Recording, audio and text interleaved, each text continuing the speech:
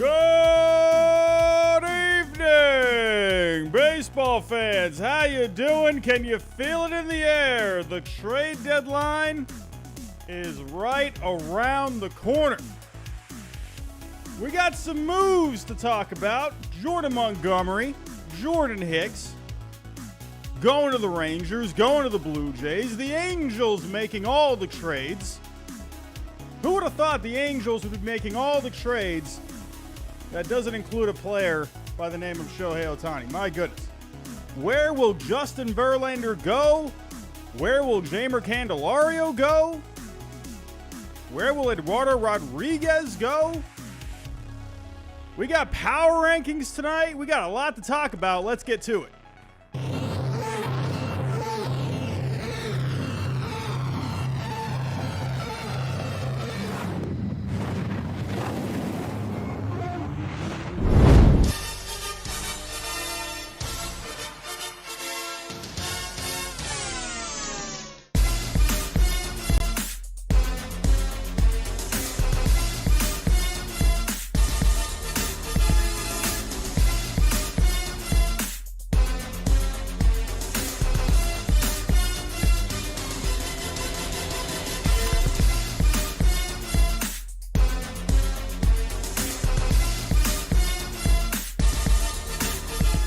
Evening, baseball fans. How you doing? Wow, we got 500 people in the chat. You guys are crazy for the trade deadline, just like me. How y'all doing tonight? How y'all doing? We got a lot of familiar faces here in the chat. We got members. We got moderators.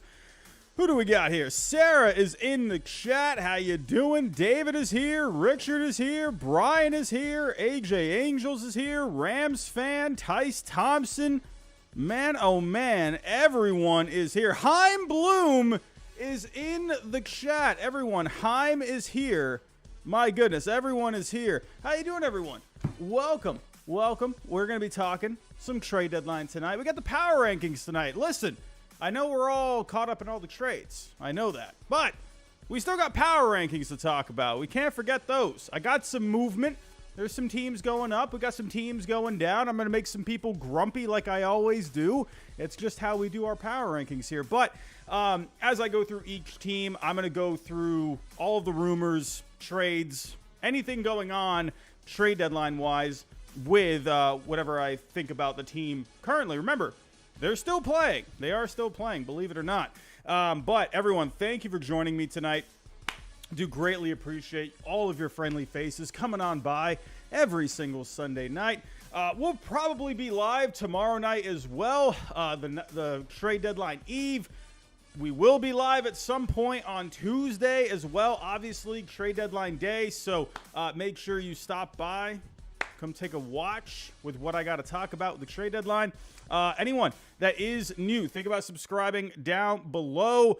Now's the time. If you're new, you got to subscribe and make sure you hit the bell notification. That way you know I go live every single time, especially tomorrow night and especially on Tuesday. Everyone, if you can, hit that like button for me.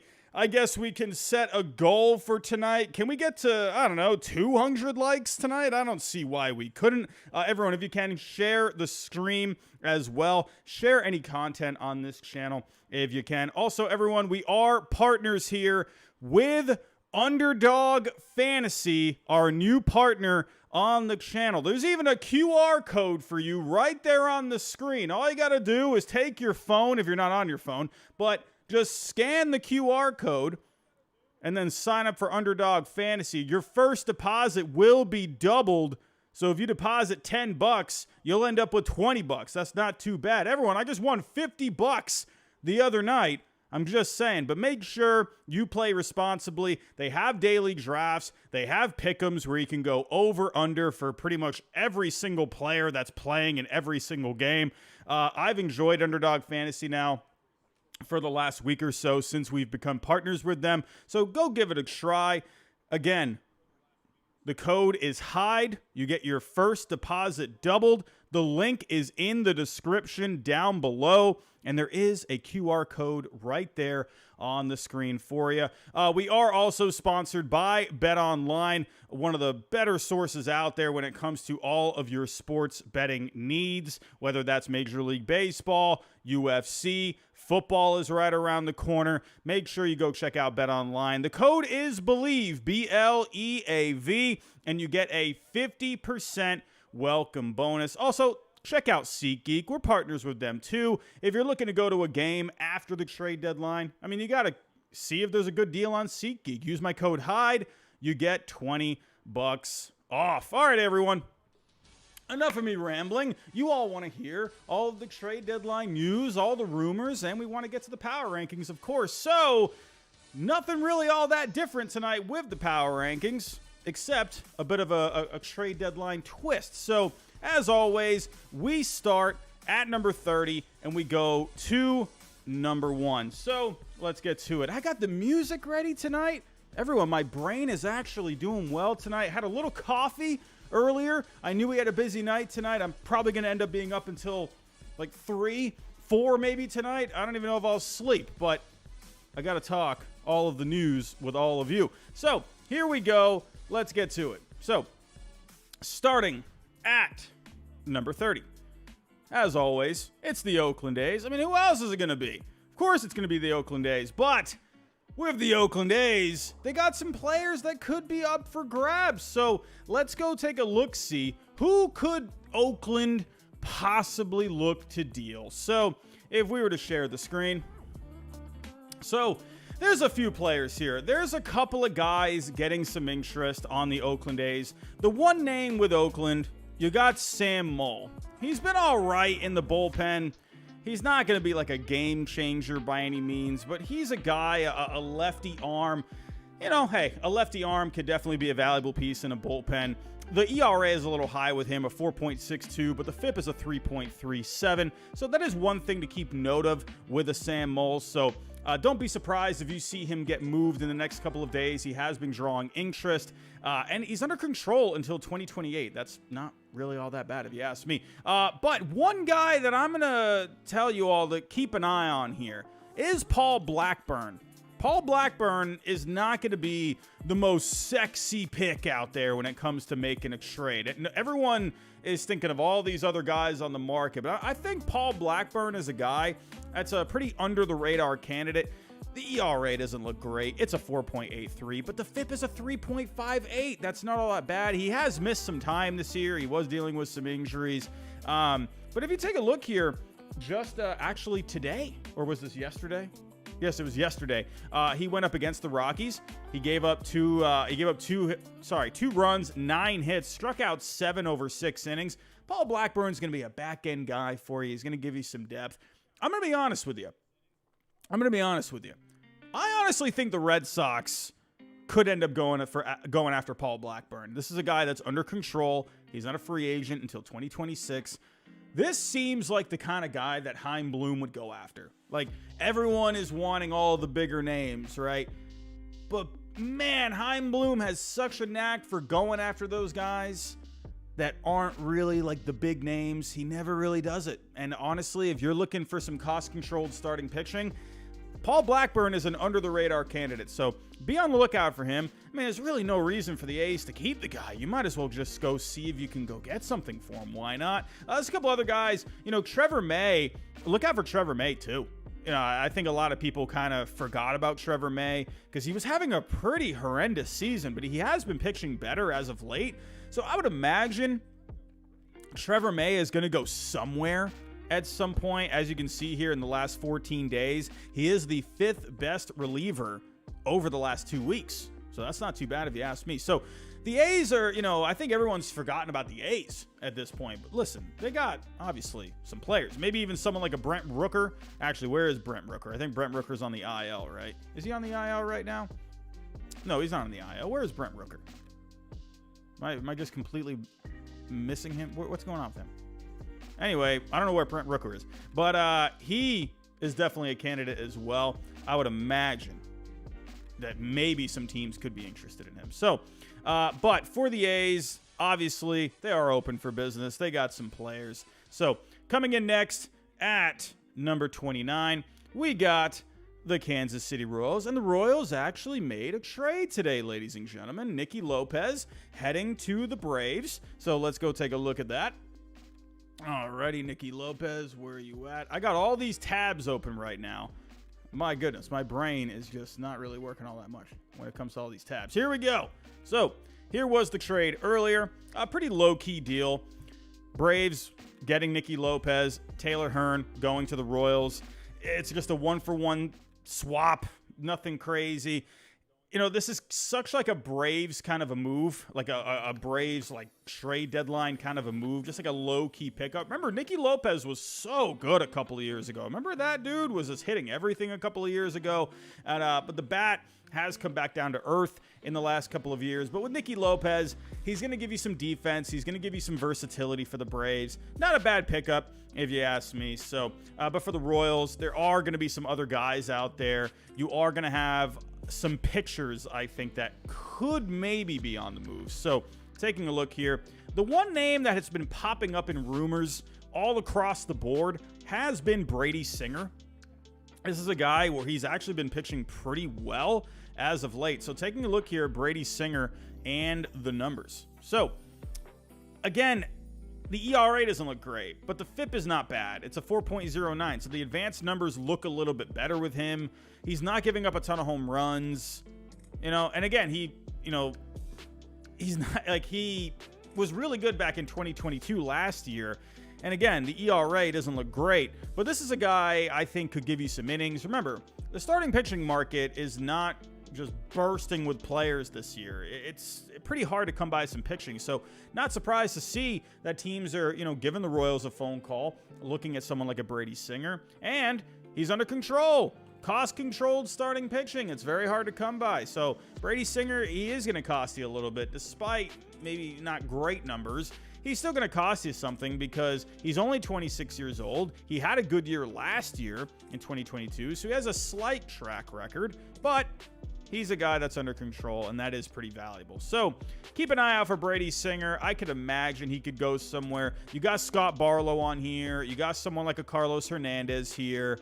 So there are going to be some possibilities with the Kansas City Royals. I don't think you're going to see Salvador Perez go anywhere. I don't see that at all. It's such an under-the-water contract. I don't see Salvador Perez ever, maybe not ever, but definitely not getting traded this year. So going back to the power rankings here. Up next, hey, we just had a trade with the Rockies. CJ Cron Randal Grichuk going to the Angels. So let's actually pull this trade up. Oh man, you all know me. You all know me. I am the biggest stan for baseballtradevalues.com. This is the time of the year for me to just show my my BTV pride. What can I say? They've been really getting a lot of these trades right over the last couple of days. Pretty much maybe one trade hasn't been approved by the simulator, but the Max Scherzer deal yesterday was practically perfect. I think it was off by like 0.1. It was like this close to being completely perfect. Baseball trade values, there's a lot of people, they like to troll on Twitter. They like to sound like they're, you know, intelligent, you know, and they say, oh no, baseball trade values, it's not all that great. No, it's not going to be perfect every single time.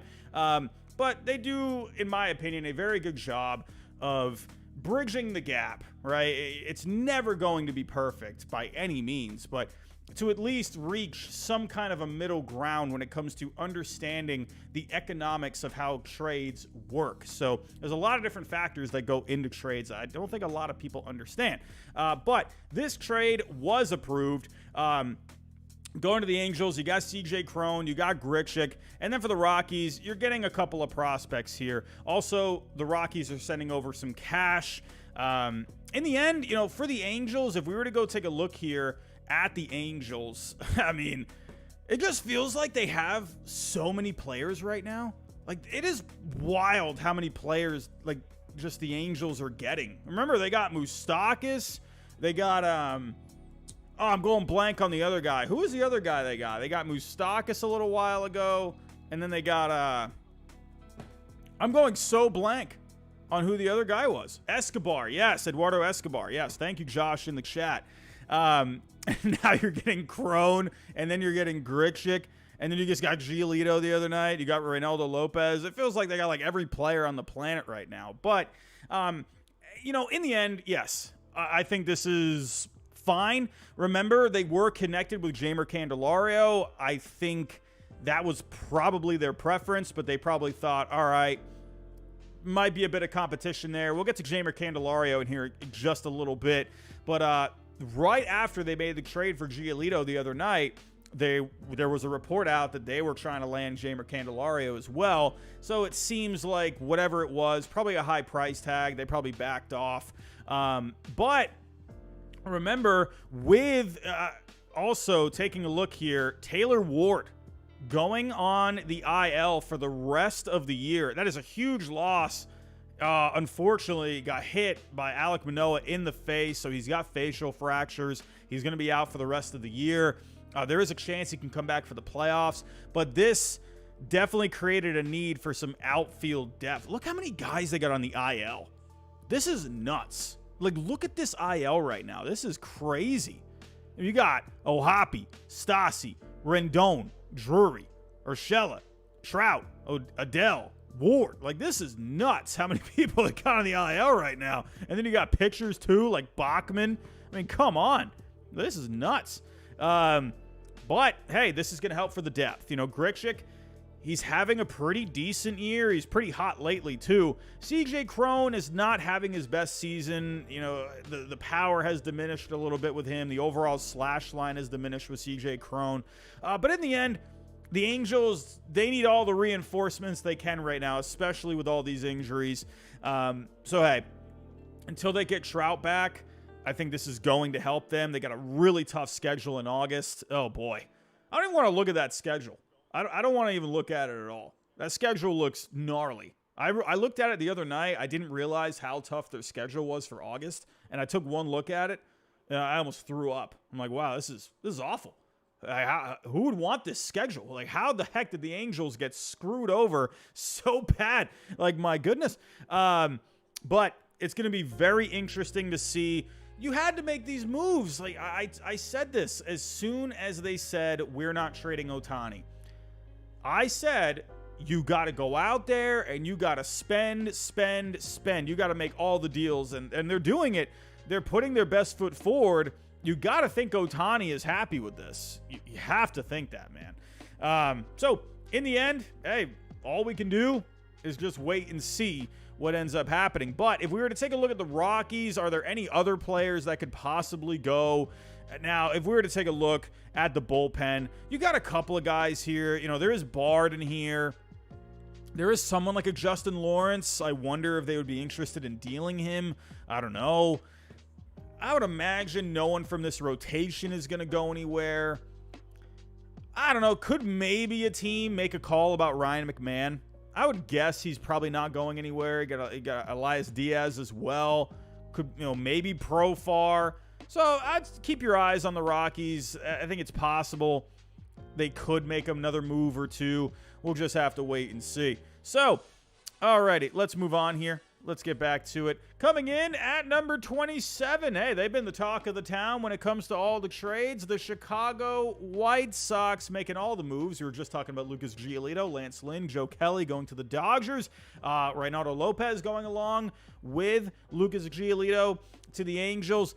So looking at the White Sox here, you know, if you're probably thinking, man, they're out of players now. No, they definitely got some pieces that you could trade. If we were to take a look at the rumor mill, let me pull up the story here. Hold on one second. Here we go.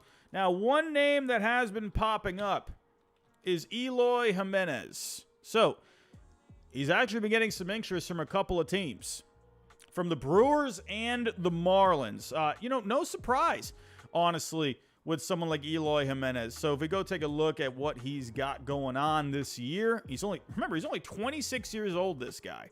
Goodness gracious. But You all know the Eloy Jimenez. He's going to give you some power.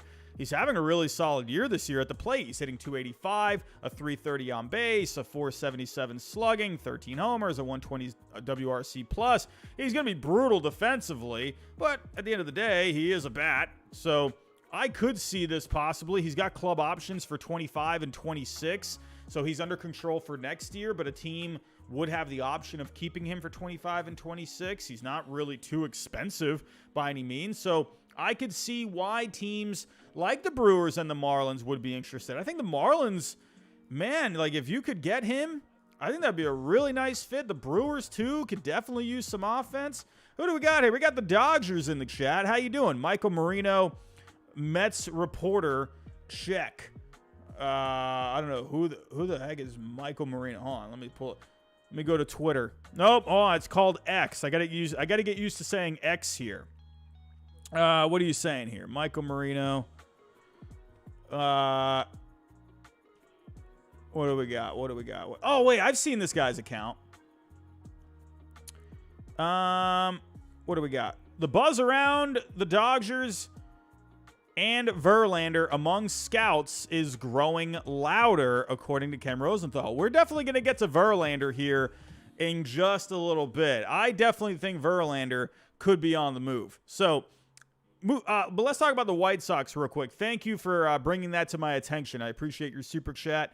But for the White Sox, yeah, Eloy Jimenez, I could see him being available. Could you maybe see someone like a Yasmani Grandal? Yeah, I think that's possible. But they're not. Also, Tim Anderson, too. Tim Anderson has been drawing some interest. Remember, the Blue Jays were connected with him. The Marlins are all over the place right now trying to find a bat. They need a bat. So, no surprise to see Tim Anderson. He has been playing well since the All-Star break. So, look out for him. When it comes to the pitching side of things, listen, everyone. Dylan Cease is not going anywhere. I'm going to say this one more time. Dylan Cease is not going anywhere. If I see one more trade proposal with Dylan Cease, my brain is going to explode. He's not going anywhere. I don't see why if the White Sox trade him, I don't know what the heck they're even doing. They absolutely should not trade Dylan Cease, and I don't see them doing it at all. Yes, he's a very good pitcher. He's under control. But hey, the White Sox, they're also trying to win games in the next couple of years. Why would you get rid of an ace caliber pitcher in Dylan Cease? I don't understand that. But one guy they could trade is someone that just came back from the IL, Mike Clevinger. Don't be surprised if Mike Clevinger, who the heck is Richard Simmons, disposes of inferiors? What is going on? Good moderators. Where are we at? My goodness. Richard Simmons, goodbye, my friend. No. Mike Clevinger absolutely could be someone that moves. Why not? He just came back. I definitely think he could be on the move somewhere. They had been getting calls about Aaron Bummer. I wonder if they keep him. He's under control. Keenan Middleton, I'm surprised that he's still here. Listen, I know we got tomorrow and we got Tuesday, so I think Keenan Middleton could definitely go somewhere. Listen, the White Sox, they have to make as many moves as they can to really load up here for the next couple of years. So they need to do that. But they're not going to get rid of any core players. So they're not going to be getting rid of a Luis Robert, a Yoan Moncada, an Andrew Vaughn, an Andrew Benintendi who you just signed, a Dylan Cease. You're not, or Michael Kopech. I mean, who knows? Maybe Kopech. I don't see Kopech going anywhere. I wouldn't be surprised if a team called about him. But you're not going to get rid of the core. It's just not how it is. It's not going to happen. Get it out of your brain. So for the White Sox, definitely keep your eyes out for them in the next couple of days. So moving on here, back to the power rankings. At number 26, we got the Nationals. I was just mentioning Jeimer Candelario. So let's take a look here at the story for Candelario. So just reported, one second, let me pull this up here. So reported for Jeimer Candelario is that, and this actually came from Mike Rizzo himself. Taking a look here. Mike Rizzo saying the Nationals have 8 suitors for Jeimer Candelario. Is this true? We don't know. Is he trying to create some leverage? Is he trying to create some kind of a market? We don't know. Because I haven't heard of 8 teams connected with I haven't seen any other individual reports. Like, I've seen a few teams. We've seen the Angels. We've seen the Yankees. I believe I saw the Marlins at one point. There are definitely going to be some teams. Are there 8 teams interested? I mean, maybe. It's possible. But he says here that the club would move fast in getting a deal done once they're offered the right player in exchange for his services. So you're probably wondering, what is it going to take to get someone like a Jeimer Candelario? So let's go to the simulator here. Let's pull this up. So if I were to go to the Nationals, Jeimer Candelario, remember, he is a free agent after this year. He is having a pretty decent season, both offensively and defensively. So for Candelario, it's trade season, so you got to take that into account too. But as of right now, the median value for Candelario is a 6.1. It can go as high as a 7.3 based on Baseball Trade Value's algorithm. However, again, it's trade season. I would not be surprised if that maybe even got closer to 10 million. If there are 8 teams involved, I would imagine some kind of an overpay is going to have to happen. So we're just going to have to wait and see what ends up happening with Jeimer Candelario. Could the Nationals move some other players? Absolutely. They got some other guys on this team that could be up for grabs. So if we're looking here, I'm looking at the bullpen mainly. Someone like Kyle Finnegan. He's having a really solid year this year. Why not someone like a Kyle Finnegan going somewhere? So the Nationals, they are open for business. They definitely have a couple of players up for grabs. Could someone like Lane Thomas? It would be, I think, a little harder to get a deal done for a Lane Thomas, but I could see him possibly being up for grabs. I mean, Corey Dickerson is a guy that's always moving around. Could you end up moving Dickerson? A team looking for some outfield depth? Yeah, sure. Absolutely. So, but in the end, for the Nationals, the big piece is Jeimer Candelario. So here we go. Back to the power rankings. So also for the first few teams on here, I apologize. I'm not really looking too much at kind of what they did this week because the big focus with these teams are their trade pieces. Let's just be real here. I'm just saying. So I'm sure that they've had some players this week that have, done pretty well, but I'm just focusing on the trade pieces. Coming in at number 25. We got the Pittsburgh Pirates. We already saw Carlos Santana get traded this week to the Brewers. They're looking for bats, so I wasn't surprised to see that. But then a few other guys here are getting some interest. Rich Hill, Austin Hedges, Colin Holderman. These are the 3 guys that are drawing interest. I'm not surprised here about Rich Hill. Absolutely not. I mean, Rich Hill has been on, 12 different teams in his career. I'm pretty sure a 13th one is on the horizon. Where is the Pittsburgh Pirates? Here we go. So taking a look here. Austin Hedges. Austin Hedges is a really good defensive catcher. I would not be surprised at all if he ends up going somewhere. And they also have Henry Davis and Andy Rodriguez there now. So, hey, Austin Hedges, I think he could move.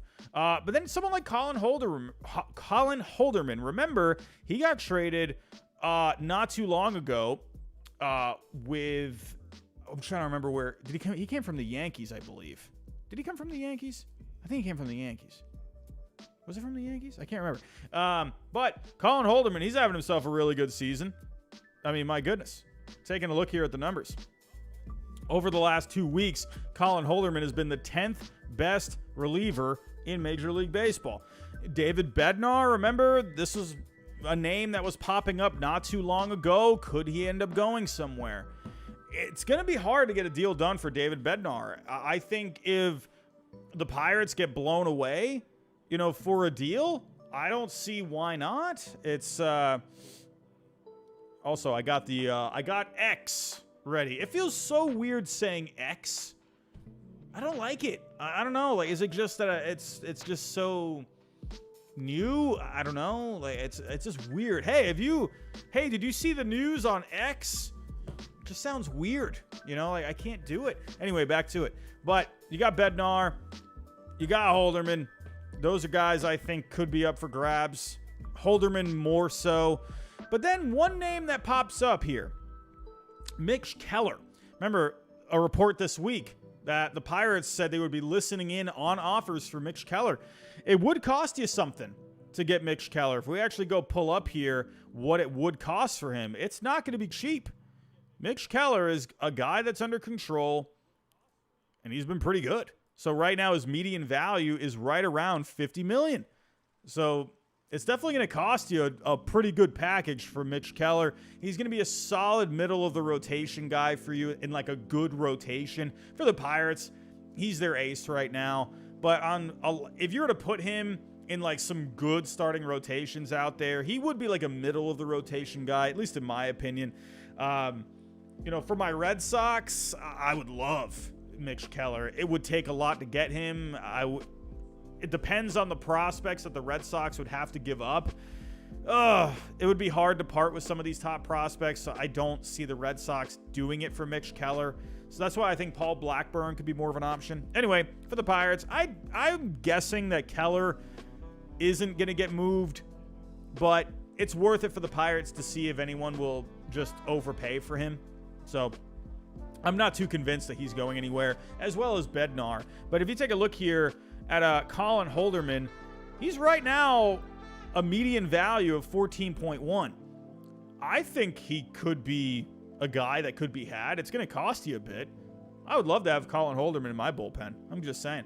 But look out for the Pirates. They are absolutely open for business. So moving on here, let's go to the Tigers. Their big piece is Eduardo Rodriguez. So for the Tigers, you got Lorenzen as well.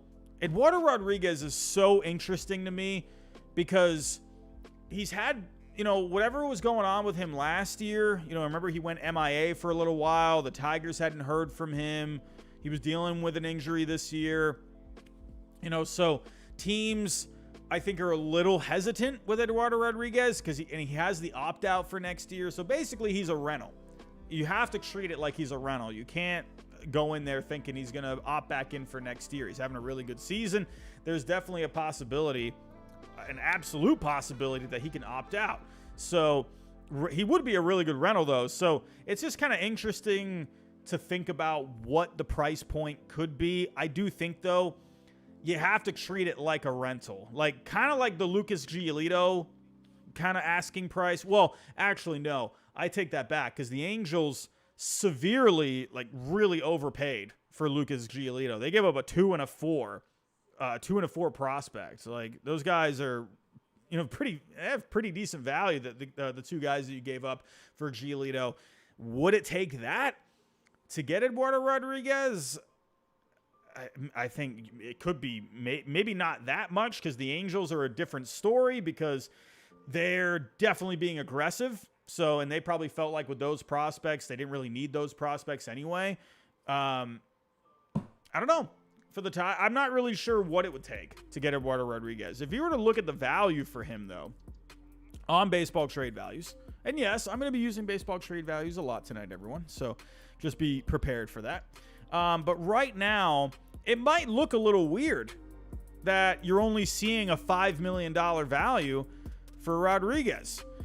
So I definitely think you're going to get more than that back. Absolutely, you're going to get more than that back. You'll probably you would easily get over 10 million, I think, in value. Absolutely. So that's just me. But Rodriguez would absolutely be a great piece for any pitching staff out there. Would not be surprised if he ends up going anywhere.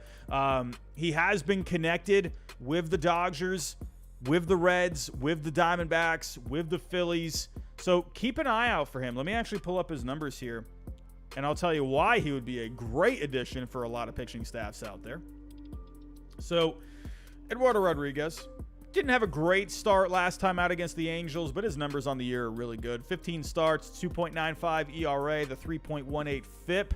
So I think, of course, Eduardo Rodriguez, it's going to be great for any rotation. So another guy that it seems like he is going to be on the move, that is Michael Lorenzen. So as you can see here, it's a 3.3 median value.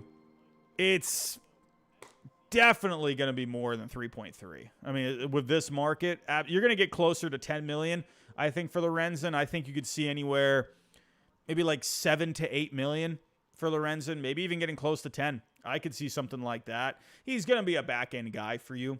He's not really going to be like a game changer. But with Michael Lorenzen, the teams that have been connected with him are the Marlins, the Orioles, the Astros, and the Rays. So I would not be surprised to see other teams get involved too. So obviously, it's a starting pitcher that can help out. He's definitely going somewhere. And I think we actually had a report tonight that it was looking like, I don't remember where was it? It was, I think Morosi might have said it. I got too many tabs open. I can't see anything. Let's see. Hold on. Let's go to Morosi here. Oh, yeah. He put this. So let me go to this. So he says here, the Braves and the Tigers made a deal last offseason, and the organizations still match up well. Atlanta wants to add a starter. The Tigers have Lorenzen and Rodriguez available. Listen, on my video, one trade for each team by the deadline, I did have Michael Lorenzen on the going to the Braves. So when I was thinking of Lorenzen for the Braves, to me, like, it just is like a back end kind of a guy, some depth for the rotation that I thought would be a really nice fit, and you can move him to the bullpen down the road. So, you know, once you start getting some guys back like Fried and Kyle Wright. So Lorenzen is a guy that's flexible for you. So what do we got here? LMAO $1.99 super chat. How you doing? The new Cease news. Dodgers need to overpay for Cease. What is the new Cease news? What is this? Dylan Cease. What do we got? Moderators, if you can, help me out in the chat, please. Moderators, help me out in the chat, please. What do we got?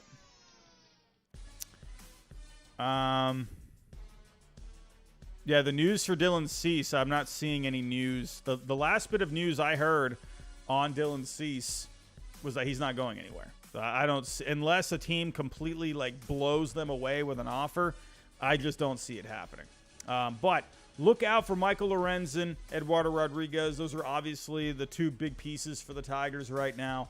And again, one more time, Eduardo Rodriguez, the team's connected with him right now. You got the Dodgers, you got the Reds, you got the D-backs, you got the Phillies. For Lorenzen, the teams right now that seem to be connected are the Braves, like we just mentioned, the Marlins, the Orioles, the Astros, and the Rays. So, however, the Astros did say they weren't going to focus on starting. They're not going to be focusing on starting pitching. I mean, I don't know. They could always change their mind. So, let's get back to it here. Moving on. At number 23, we got to talk the Cardinals. We got to talk the Cardinals. They were the talk of the town today. So let's get to the trades. Here we go. So Jordan Montgomery heading to the Rangers. In my video that I did, one trade for each team, I called Montgomery going to the Rangers. It just felt like a good fit to me. I don't know why. Just looked good. I can't even explain why. I just think they needed a pitcher, and that was Jordan Montgomery. To me, is like the more balanced pitcher out there. Like Lucas Giolito, more of a fly ball pitcher. Flaherty is going to get a lot of ground balls for you. Like Jordan Montgomery is kind of like, he is going to get some ground balls for you, but he's going to be like that more in the middle sort of guy for me. So for the Rangers, and he's just a guy that he's someone you can just count on. And for the Rangers, I think that just seemed like something they needed, something that you can just count on. Doesn't really have much of an injury history, so he's usually pretty healthy for the most part. So taking a look, they also got Chris Stratton as well. So look at the trade. It was almost right down the middle here. Obviously for the Rangers, they needed some starting pitching. So let's go take a look here. Taking a look. So their rotation now with Scherzer in the deal. I mean, my goodness. And also, I forgot to mention this about Scherzer yesterday. This completely slipped my mind. Is that Max Scherzer is going to be with his old pitching coach from when he was with the Nationals. Is it Mike Miller? I'm going blank on the name. Is it Mike Miller? Am I going blank? Am I saying that? Is that the right name? I need to see it. Hold on. Mike Maddox. That's what, thank you in the chat. I was like, wait, it's not Miller. It's Mike Maddox. So sorry about that. But yeah, Max Scherzer going to be with his old pitching coach. I completely missed that yesterday. And yeah, that could explain why Scherzer was okay with staying there. Hey, won a couple of Cy Youngs while he was the pitching coach too. So I think that, hey, now that I think about it more, it could end up working out really well. So now you got Jordan Montgomery in this rotation. All of a sudden, you have so much depth in this rotation. Like, this is crazy.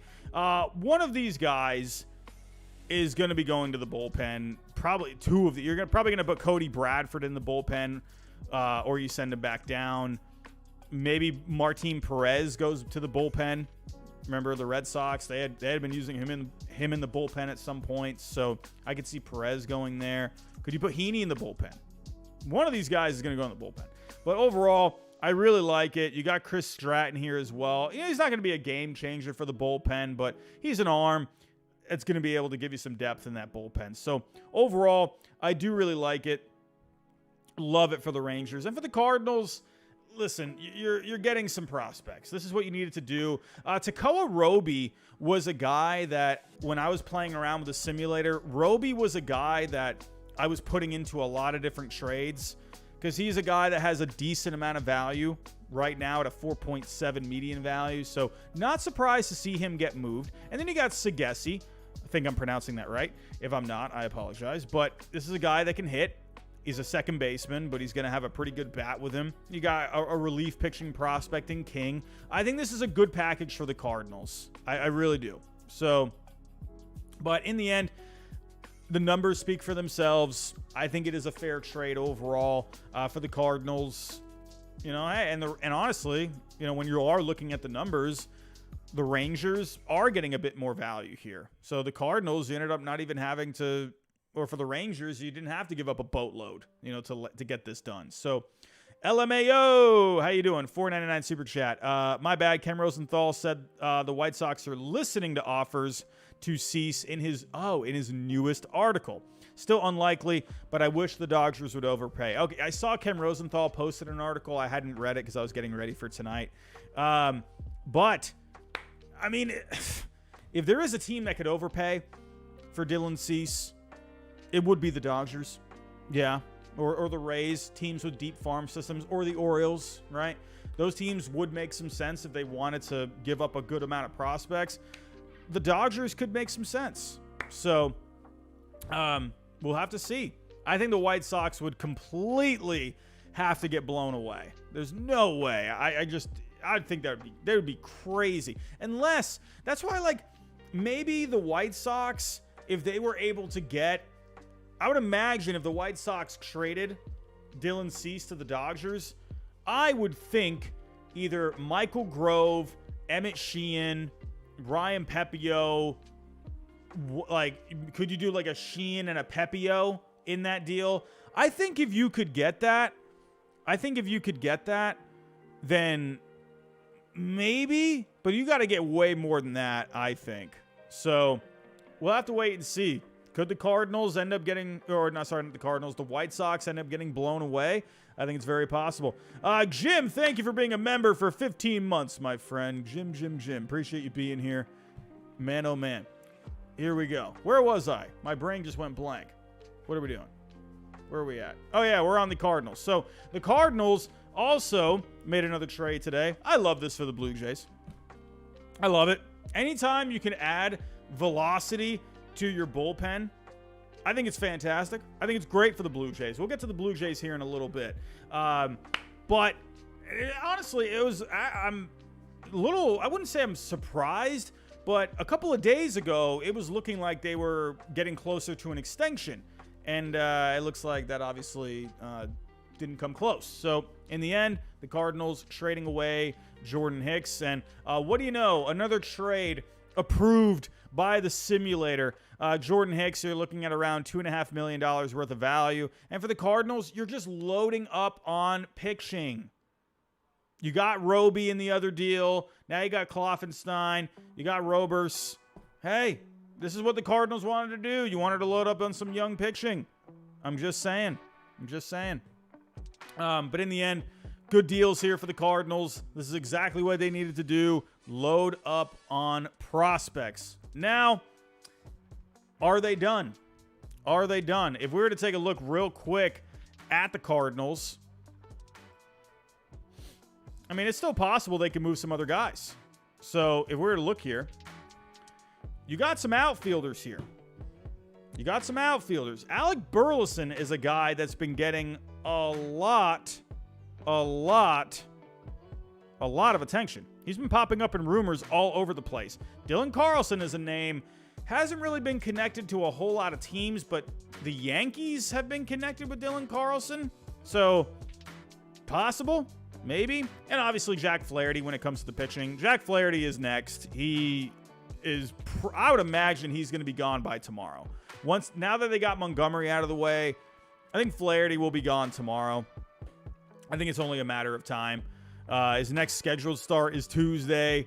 So, yeah, I would imagine he'll be gone tomorrow. So, could you end up moving a Steven Matz? Probably not. Could you end up moving? My goodness, look at how this bullpen is so thin. My goodness. Probably no one else in this bullpen, I would imagine. When you look at the offense, Arenado is not going anywhere anymore. Could one of these guys, Paul DeJong, that's a guy's name that his name has been popping up in the rumor mill. So I would imagine he's going to be going somewhere. And I read a report that pretty much guaranteed that Paul DeJong is going to be going somewhere. He was connected with the Marlins. He was connected with the Red Sox in individual reports. So I would think DeJong is going to be gone in the next couple of days. I wouldn't be surprised if you saw Jack Flaherty and Paul DeJong packaged together. That seems to make sense to me because Paul DeJong doesn't really have a whole lot of value. So if you can put him with Flaherty in a deal, Flaherty, again, remember I said he tends to get more ground balls, and Paul DeJong is a good defensive player. So a package of Flaherty and Paul DeJong makes a lot of sense to me. So we got Super Chat coming in, $1.99. Tomorrow I expect a lot of Justin. What does that mean? Justin. Who's Justin? I'm going blank. Justin who? Oh, Verlander. Oh, okay, yeah. I think you mean Verlander, right? I think. I'm about to say, who the heck is Justin? But here we go. The Cardinals, I don't think they're done by any means. I think you're going to see some more moves tomorrow, probably even some on Tuesday as well. So here we go. Back to it. Let's move on to the New York Mets. And obviously, we're all just witnessing the Mets just having a whole bunch of fun, making some trades. My goodness, Max Scherzer going to the Rangers. Where's Justin Verlander going? Hey, I'm going to point this out though. The Mets did not really have that bad of a week. They split with the Yankees. They won 3 out of 4 against the Nationals over the weekend. Could the Mets go on a complete tear? Listen, they don't have to trade. They don't have to trade Verlander. And there was a report out there, I believe Andy Martino, sometimes you got to take him with a grain of salt. But Andy Martino did say that the Mets value Verlander differently than Scherzer. So, obviously he's pitching better. I mean, that was kind of a big thing with Scherzer. He just wasn't pitching very well. So, Verlander, yeah, they got that leverage with him because he is pitching well despite the big contract. I would think if the Mets do move Verlander, they are going to have to pay a good amount of that contract. So, it's going to be interesting to see what happens with Verlander here. I think there is a chance he stays, but I definitely think there's a chance he goes. I'm 50-50 right now. I mean, but you're getting a lot of teams showing interest in Verlander. He got his 250th win today. Just saying. He's looking pretty good. But the Astros, they had shown interest in Verlander. Not sure where that is now. I don't know. The Braves checked in with Verlander. The Dodgers are right there. They've been connected with Verlander. The Giants were connected with Verlander. So there's definitely interest out there. We got some super chats coming in. What do we got? Conman752. Welcome, buddy. How you doing? Apparently, the O's and the Cardinals have discussed Carlson. Ooh, that's interesting. I'd also like to see Flaherty in that deal. I think it's possible that you could see Flaherty packaged with someone. You know, Montgomery got packaged with Stratton today. So why couldn't Flaherty get packaged with someone? I mean, Carlson, his value, really the value in Carlson right now is his age and the cost control, or the contract control, sorry. So that's where the value really lies, and obviously the potential with him. Remember, he was a top prospect not too long ago. Prospect highlights, how you doing? Do you think the Cubs buy, and what do they get? I'm going to get to the Cubs here in a little bit, but with the way they're playing lately, it definitely seems like the Cubs are going to be buyers. I absolutely think that now. How crazy they go, I'm not sure about that. I don't think they're going to be incredibly aggressive, but I think they could look to maybe make some smaller moves, maybe something for the bullpen. We'll get to the Cubs here in a little bit, but yeah, I don't think they're going to sell at this point. Albert, how you doing, my friend? $5 super chat. Would love to see the Red Sox slightly overpay for Cease and a flyer on TA7 Tim Anderson and put him at second base. Houck, Anthony, Valdez is close. How much more is needed? Man, I don't think I'm giving up Roman Anthony, dude. That man, he is really good right now. He's having a really good year in the minors. He is completely shot up on a lot of boards out there. Baseball Prospectus has him in the top 10. In the overall, in all of Major League Baseball, they have Roman Anthony in the top 10. Baseball Prospectus. I'm just saying, I don't want to give up Roman Anthony, man. I mean, if it got Dylan Cease, I know you got to give up something good to get something good. I don't know. Houck is interesting. I wonder if Houck could be a trade piece. Yeah, Valdez. There's not really any room for Valdez, so I could see him maybe being included in something. I don't see the Red Sox getting Cease, unfortunately. They do want cost-controlled pitching. I mean, who knows? Maybe Bloom just does something nuts. I don't know. I feel like it's a little early to pull the trigger on a big deal like that. I feel like they really want to get the farm in like a much better position. They've really improved that farm. So, I don't know. I don't see the Red Sox really making a big move. I would love it. I hope I'm wrong. What do we got? CRAZ951, $1.99. LA fans won't like Justin Verlander, but a ring would change that. Absolutely good point. Absolutely a good point. Hey, people like winning. Just saying. But we'll have to wait and see. But as for the Mets, what else could they possibly do? Let's take a look at the Mets. Here we go. It's weird with the Mets, man, because here's the thing. Scherzer was a guy that you could get rid of because he really wasn't giving you all that much. So if you were able to get him off your roster, it wasn't really going to make much of a difference to me. He was so inconsistent this year. Verlander has definitely been more consistent. You just got Quintana back. Senga's been good this year. You got Carrasco at the back end. You got some other guys. But Scherzer was expendable, in my opinion. Now, when you take a look at the lineup, you got Pham. You got Kana. These guys have been popping up in the rumor mill. I don't really see anyone else right now that's... I don't know. Like, Pham, absolutely. Canna, I think, could be a bat for someone. I don't know. If we're looking at maybe some bullpen guys, could you maybe see Ottavino go somewhere? Maybe Brooks Raley? Possibly. I don't know. I just don't really see a whole lot of guys, personally. I mean, if they're looking to unload some contracts, Starling Marte, maybe dealing with some headaches lately. I mean, let's be honest with you. I'm going to be honest with you. I think Starling Marte has been quite the headache in the lineup for Mets fans. Listen, when you're looking at Starling Marte, he's a free agent in 26. So he's got 24, 25. So he's got 2 more years, $19.5 million. Here's the thing with Marte. Like, yeah, he has the track record. Had a good year last year. I don't know. Like, if the Mets paid down a lot of the contract, maybe you could see Marte go somewhere. I think the Mets would like to try and get him off the payroll. Could you maybe pay $20 million? I think they would have to pay a lot because he's not having a good year. He's a negative Fangraph WAR player right now.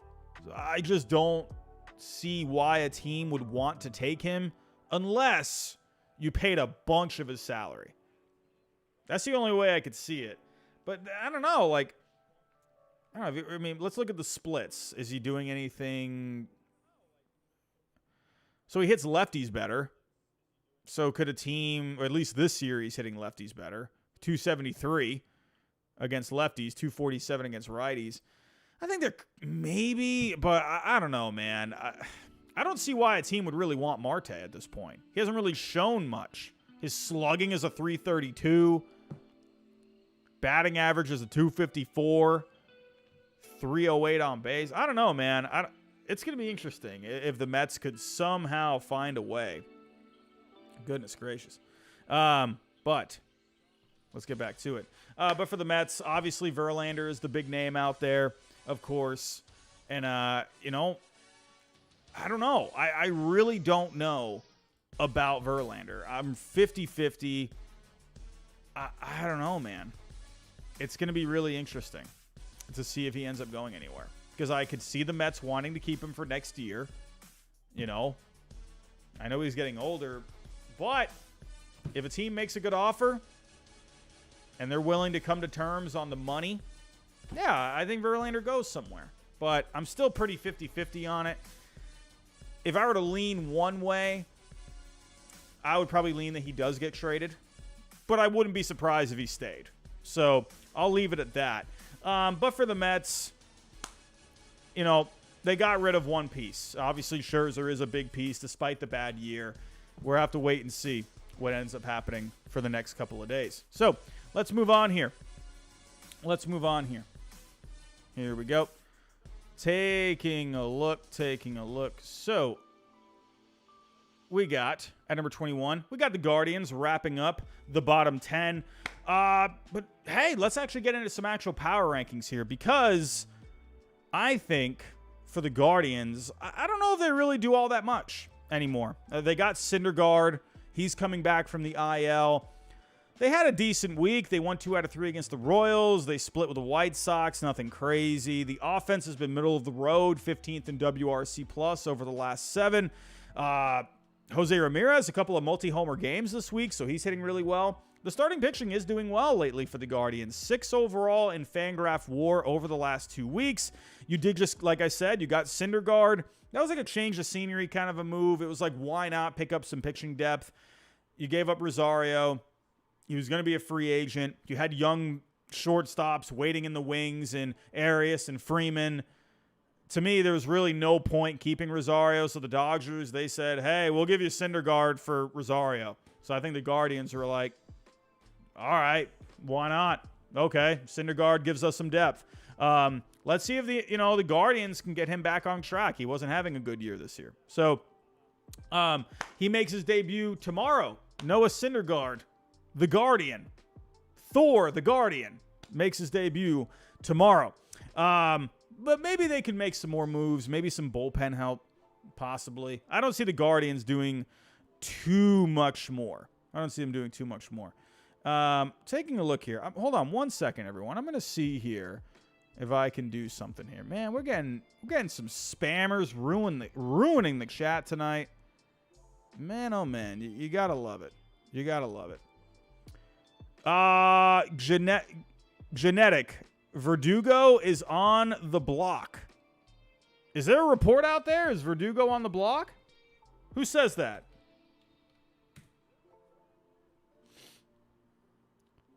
Is that a report? Oh, I told all of you. I've been saying this about Verdugo. No one wanted to listen to me.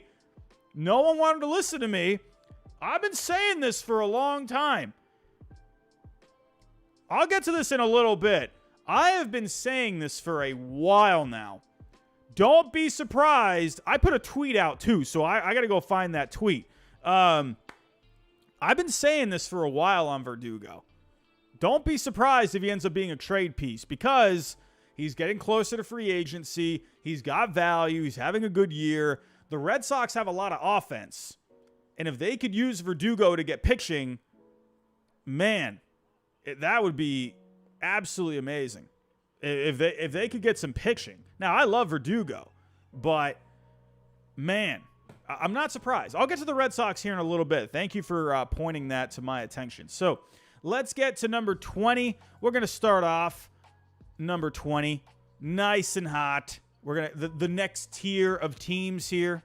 Here we go. We got to start off with the Yankees. And hey, this is no, Red Sox bias here. The Yankees don't look good to me. They don't look good. I don't know what to say. I don't know what am I wrong for putting the Yankees here at 20? Am I wrong? I don't think I'm wrong. I'm not. This is not coming from a Red Sox point of view. This is just coming from my eyes. This Yankees team stinks. I don't know, man. I don't know. Like this. They lost 2 out of 3 to the Orioles over the weekend. They split with the Mets. They're 3.5 back in the wild card now. The offense continues to struggle. You got Judge back. He hit a home run over the weekend, so that was nice, but you're still not winning. They're 22nd in starting pitching in the last 2 weeks. I don't know. They're not hitting. They're not pitching. Severino looked garbage tonight. I don't know. But as for the deadline, if they were to go get something, you got to get a bat. Cody Bellinger, I thought, was perfect, but then the Cubs started just going crazy, and now they're not going to be trading Cody Bellinger. I'll get to that in a little bit. They have been connected with Candelario. I mentioned that earlier. Josh Donaldson has been a complete bust, but they keep wanting to roll out Josh Donaldson. I don't really understand it. Why they just kept going with Josh Donaldson. To me, it's like, man, you have just got to move on from him. I don't know. So Candelario, I can see the intrigue there. Derek Gould of the St. Louis Post-Dispatch, he suggests that the Yankees could be a suitor for Burleson or Carlson from the Cardinals. So look out for that maybe. And he's also even mentioned Gallegos and Helsley for the Yankees as well. According to reports, the Yankees also had interest in Jordan Hicks. So looks like they're looking for some bullpen help. I don't know what to think of this Yankees team. I really don't. It's crazy. I don't know. But right now, I think the Yankees need a bat. I think they need something. They just don't seem like they have a whole lot going right now, man. Like, there's no energy with this team. They just feel just so flat. I don't know. Coming in at number 19, this is a confusing one. We got the Padres. Hey, the Padres swept the Rangers this weekend. Lost 2 out of 3 to the Pirates, though, in the beginning of the week. But overall, in the last 10 games, they're 6-4. They're 5.5 back in the wild card. To me, there's so many different opinions here. Let's go to the Padres, okay? With the Padres, I've been saying this now for a little while. I think the Padres have a chemistry issue. I think right now there is there's too many egos in this clubhouse. This is just my opinion. I'm not reading this anywhere. This is just what I'm thinking. I'm looking at these big name players like Fernando Tatis Jr., like Machado, Soto too, right? There just seems to be a lot of players, in my opinion, in the clubhouse. They seem to be very much, I don't know, I don't want to say Machado very much. I don't want to say that about Machado, but I don't know. I just don't know what I don't know what it is. I want to say this correctly. I don't want to say the wrong thing, but I feel like there's a lot of guys that are just playing for themselves. It doesn't feel like a team. It doesn't feel like, I don't know. I don't know. Listen, I'm going to be honest. Maybe I'm completely wrong about this. Maybe I'm wrong.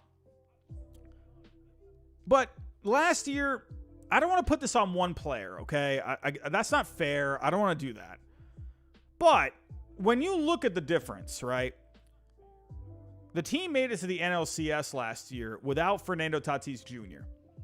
He's back this year, and now they're not playing to their capabilities.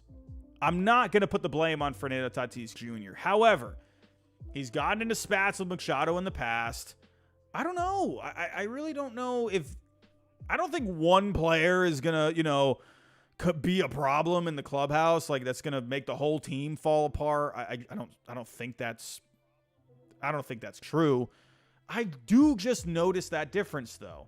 And then Soto obviously is coming up to free agency. I don't know. It just seems like this team is not very together. So does the front office... I bet you the front office realizes this. I guarantee that they probably think that these guys are just not playing together. They're not united. Maybe lately they're coming together. They are winning some more games. They just swept the Rangers over the weekend. I don't know. It just feels so weird because the offense is so good. The starting pitching is so good. The starting pitching is one of the best rotations in the game. You got some good pieces in this bullpen, but they're not a clutch team. They don't do well in close games. They have the talent. They have the run differential to show it, but they don't win the close games. They don't win the games that teams that are close and united. Because we've seen in the past, right? Remember how good the Giants were a couple of years ago? No one expected the Giants to be a good team a couple of years ago. And then they ended up setting a franchise record in wins. That team had such good chemistry, right? They were playing together. They liked each other. They liked playing together. And look what they did, right? And this Padres team feels like the complete opposite, right? They got all the talent, but they don't play together. I know it's baseball, like you have your individual positions, you have your individual at-bats, but there's something about a team that just when you like each other and when you get along with each other, the vibes are just so much different, right? I wasn't the best baseball player growing up, but when you had a team with players where you just liked being around each other, it just felt better, right? You just liked showing up to the field every day. And you just, I don't know, it's just a different vibe in the clubhouse. And then you have those teams where, you're not really united. You're not really together. And it doesn't feel as great. I don't know. I just think that's going on with the Padres this year. Who knows? Maybe they can get this figured out. Maybe they can actually just start loosening up a little bit and start just being together. All right? That's just my opinion on the Padres. It's obviously a talented team. I think they could go on a run. So getting back to, the trade deadline, what do the Padres do? I think there's more of a chance they stand pat. I think there's more of a chance they keep this team together and they just see if they can get it worked out. I mean, obviously they put this team together to go on a run, right? To go for a World Series. And then you're just, obviously it has not worked out, but you still got 2 more months of baseball, right? You could still get this worked out. You're not completely out of it. When you look at the Padres, they're 5 games. Sorry, I said 5.5 games earlier. They're now 5 out from a wild card spot. That's not impossible. You're starting to see some teams slump a little bit. The Diamondbacks are starting to slump, Right? The Giants, they ran through a pretty rough patch there. They took 2 out of 3 against my Red Sox. We'll get to them in a little bit. But you're starting to see, like, the Brewers have lost 3 in a row. The Phillies are stagnant lately. It's not impossible, right? It's not impossible. So we'll just have to wait and see what ends up happening with this Padres team. I personally think they keep the band together. That's just my opinion. And they just go for it, because I think, to me, it's not worth it, trading guys. I think if you put this team to go try and win a championship, keep it together. We've seen teams go on runs in the second half. So let's see if they can keep this together. If they were to sell, obviously you got Hader, you got Snell. I don't think Soto is going anywhere. I think it's worth listening, but, because honestly, Soto is probably, in my opinion, Soto is not going to sign long-term with the Padres. I just have that gut feeling that he's not going to go with the Padres long-term. I think he hits the market, and I think a team will end up landing him. I just don't see him as a Padre long-term. I don't know. That's just me. Maybe I'm wrong. But I think for the Padres, yeah, Snell, Hader obviously have some value there. I think the Padres, if they were to make some moves, I could see them making some retooling moves, right? Still keeping much of the team together, but, going just with an approach where, hold on one second, everyone. Just going with an approach where get some other pieces onto the team, see if maybe you can get a different vibe going in the clubhouse, keep your team competitive. Like if you traded Hader, could you get like maybe a prospect and a player that can help you out on the major league team? Like if you were to trade Snell, which I think would hurt their rotation, obviously. But if you were to trade Snell, could you maybe bring in some pieces that can, maybe put another guy in the bullpen, maybe a guy for the lineup, something like that, like retooling kind of moves. But even then, I'd rather just hang on to Snell and Hader at that point and just see if my team can get hot in the second half. They have actually shown some interest in one player, and that's Trevor Larnach on the Twins. Trevor Larnach was a higher prospect at one point, still very young, hasn't really shown the numbers yet, but it's a guy that has a lot of potential. The Padres have been connected with him a little bit, so let's see what ends up happening there. I'm not sure, but I think for the Padres, could they end up adding some bullpen help? I could see that. I could see them going out, maybe trying to add a guy for the bullpen. I think they need it. Their bullpen has just been taxed this year because the starting pitching was having some injuries at some points, and the bullpen was really overworked. So, I think that's very, very possible that they could end up doing that. We'll just have to wait and see. For the Padres, though, they are playing better as of late. I don't think they sell, personally. If you were to ask Robbie, what do you think? What are they going to do? I think they end up standing pat. I think they even add a piece, maybe 2. I don't think they go crazy. They don't go for like some crazy move, but I think they make little moves to try and just make little tweaks to the team. That's what I think the Padres are going to end up doing. So coming in at number 18, we already talked about the Angels a little bit. But making some good moves here. But the Angels, hey, not a great weekend, losing 2 out of 3 to the Blue Jays. The Angels offense has been really good. 5th in WRC plus over the last 7. That's been pretty solid overall. The pitching has been really good lately. Ohtani with an absolute masterful performance against the Tigers this past week. That was fantastic. My goodness. But for the Angels, when it comes to where they're at, they're still a little behind in the standings here. If we were to go take a look here at the standings, they are still 4 out. We talked about Cron, we talked about Grichuk earlier. Are those moves that are really going to put them over the top? We've already looked at the schedule here in the past week on some streams, and like I said, just looking at that schedule gave me a headache. But I mean, my goodness. Yeah, Jim, I think I gotta get some more mods. I thought we had some more mods. Usually we got some more moderators in here. Goodness. People just have to ruin a good time, man. You just got to ruin a good time. What do we got? All right. CRaz951, you are a member. I'm going to make you a moderator. What do we got? Other members in the chat. Dr. Slicknuts, welcome, my friend. Welcome, welcome. Do that.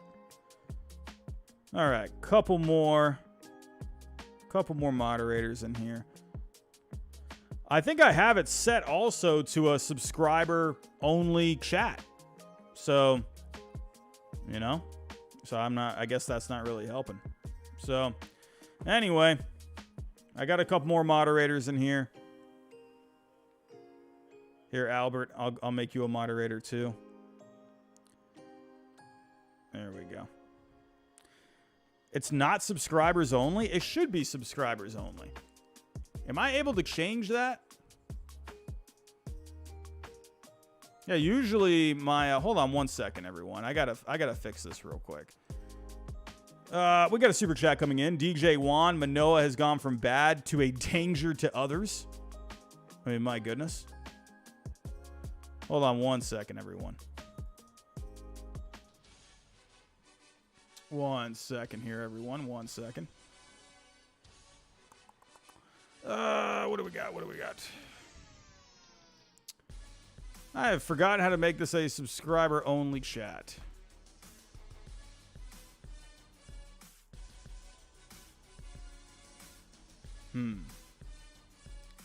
One second, everyone. I apologize. I don't know how to make this a subscriber-only chat. I have forgotten how to do it. One second, everyone.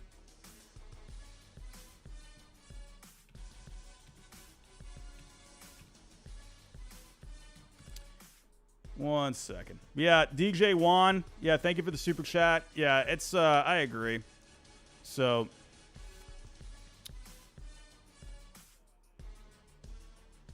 Alek Manoah, he's got to, for the Blue Jays, obviously they need him to really get it together. They really needed him to get it together. Lem, how you doing? Manoah hitting Ward ruined the Angels' chances. Yeah, man. Hey, I'm not gonna put that on Manoah. That's a lot, man. To put that on him, I just think, to me, that's not fair to put that on Manoah. He's just having a tough year, but it is scary. That is scary when Manoah does something like that.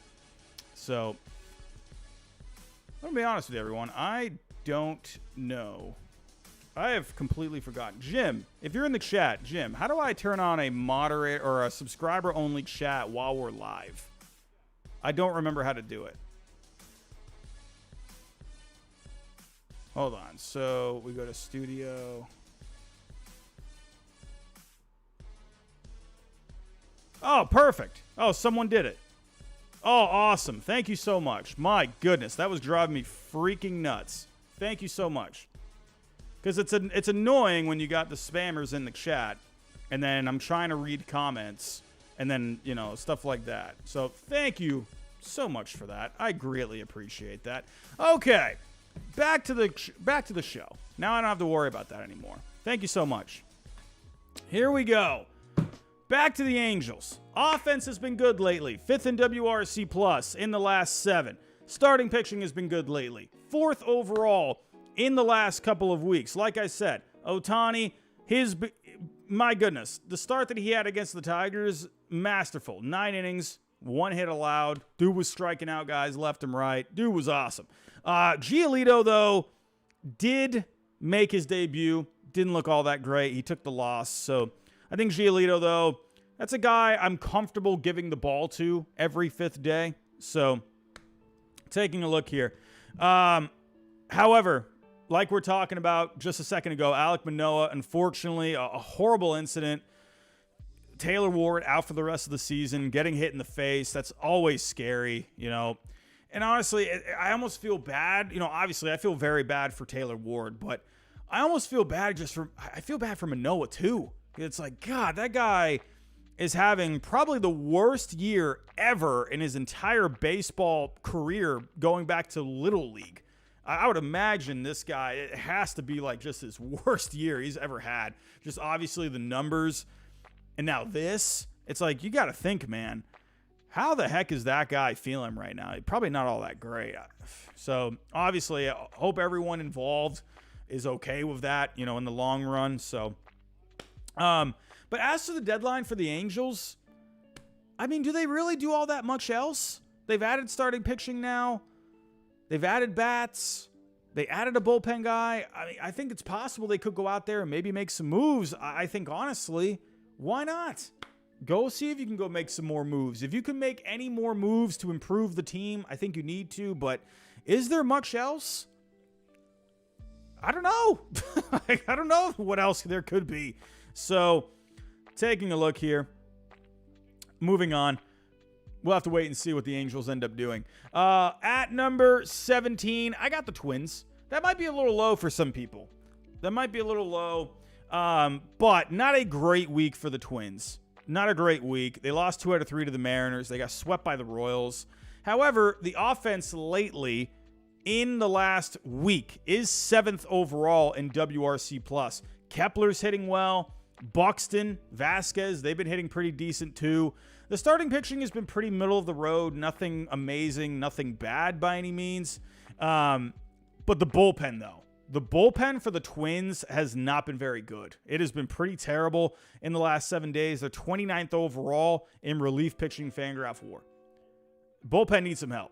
They got to add something there. But when it comes to the Twins, I see a super chat coming in. Thank you, moderators, for adding in some settings here to help out the chat. I do appreciate that. But taking a look here, let's go to the Twins. So there have been some reports with the Twins when it comes to their starting pitching.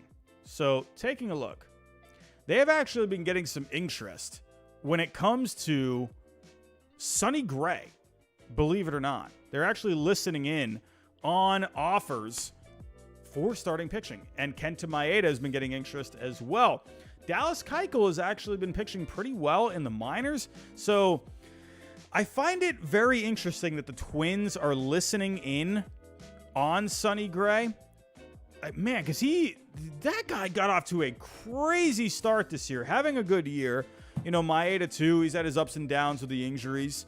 So the Twins, they have one of the best starting rotations in all of Major League Baseball. So it doesn't surprise me that they are looking to deal from a position of strength to try and add maybe something for the lineup, something for the bullpen. So the Twins, I think that's really going to be their best bet when it comes to making deals. So we'll have to wait and see. But they are looking for a right-handed hitter. So could maybe a Mark Canha or maybe a Tommy Pham be a possibility for the Minnesota Twins? I think that's very possible. Definitely look out for a reliever. I think they need to add something for that bullpen. It's going to be something that they're going to have to address, in my opinion.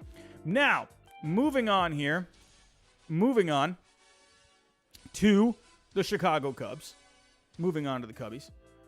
Hey, we all thought the Cubs were going to be trading Bellinger. We thought they were going to be trading Stroman. Now they're not trading Bellinger.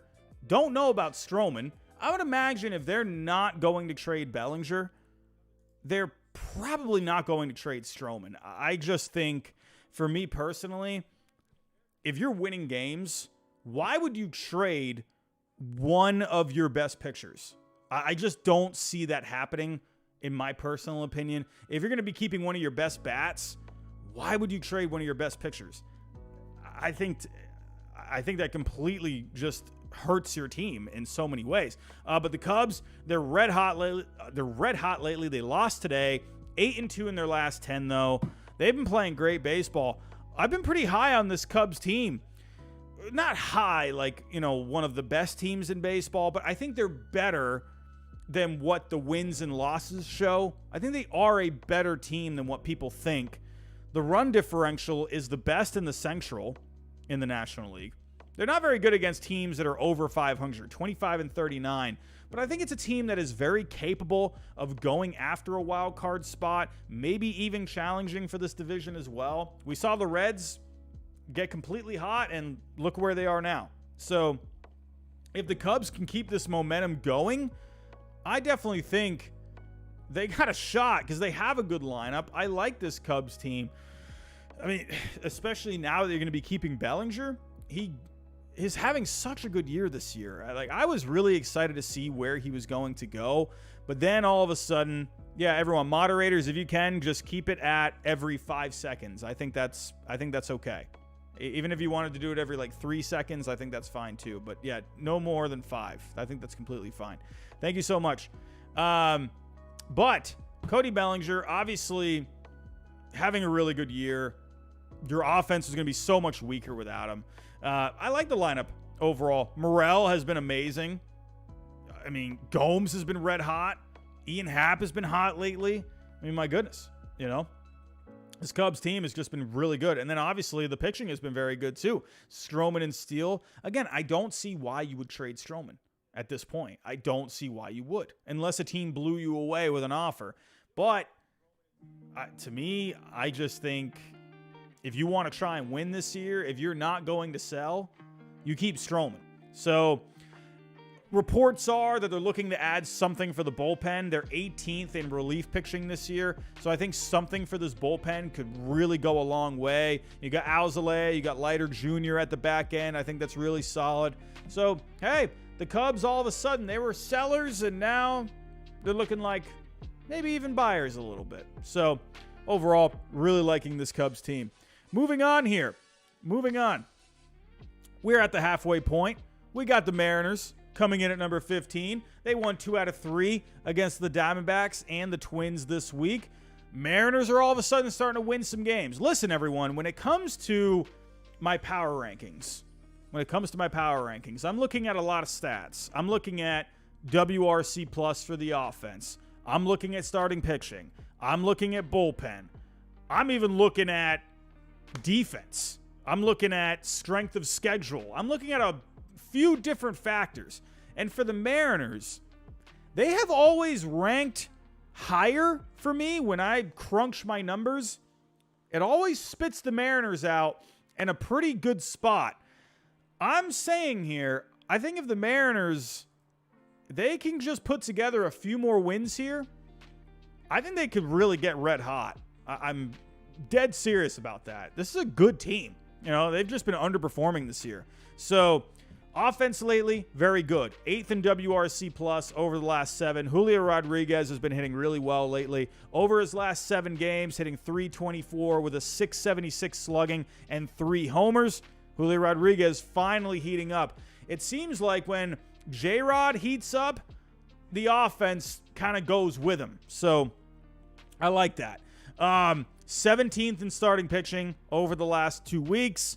The starting pitching is an absolute strength on this team, but the reports are lately with the Mariners that they would be okay with dealing from the rotation. So you got guys like Bryce Miller, you got Brian Wu that could end up being something for, in a trade that could definitely get you back some good value in return, maybe something for the lineup. Absolutely. So be on the lookout for the next couple of days to see if the Mariners trade one of those guys. I think Bryce Miller could be more likely because he is older than Brian Wu. I would imagine the Mariners, Brian Wu is their number 1 prospect right now on Baseball America. So I would think if you're going to trade one of those guys, if it were me, I'm trading Bryce Miller preferably. We'll have to wait and see. Maybe a team would want Brian Wu in a trade. But I think overall, that starting pitching is amazing. It's so good that you can deal from it and you can get a bat. So look out for that. Luis Castillo, he pitched really good today against the Diamondbacks. 6 innings, 2 hits, struck out 7. Love me, Luis Castillo. But when you look at the Mariners as of right now, they're still not in a great position. But I think they're very similar to the Padres, where you're not completely out of it. You've just been underperforming this year. And you got to go for it. I think, to me, man, I think the Mariners, I think it's a good team. I think it's just a matter of they got to just start putting some wins together. So let's see if they can get hot. So back to it here. We're moving right along. Coming up next, I got the Marlins. They're looking a little better lately. Remember the Marlins? They lost like 9 straight games at one point. But they're playing a little better lately. They split with the Rays this week. They won 2 out of 3 against the Tigers. However, I've already talked about a couple of pieces that the Marlins are interested in. They need offense. They're so bad in the offense lately. They're dead last in WRC plus in the last 7 games. However, there is a report out there that they are interested in Gleyber Torres. Supposedly, they want Gleyber Torres very, very badly. However, Brian Cashman has like this weird thing with Gleyber Torres. I don't know what it is, because I don't think Gleyber Torres is all that amazing, and I feel like you could have moved this guy in the last couple of years, and you could have gotten some decent pieces back for him. But Brian Cashman seems to think that Gleyber Torres is basically Barry Bonds. I don't know why he thinks this. But the Marlins really want him. Brian Cashman supposedly is asking for some pretty good pitching. I can't seem to find... Where is it in this article? The asking price. Here we go. According to the source, the Marlins have been pushing hard for Torres, but the Yankees' asking price has been too steep for their liking. 2 25-year-old starting pitchers, right-hander Edward Cabrera and lefty Braxton Garrett, plus 2 prospects. Brian Cashman, are you out of your freaking mind? Honestly, I'm starting to worry about Brian Cashman a little bit. Is he well?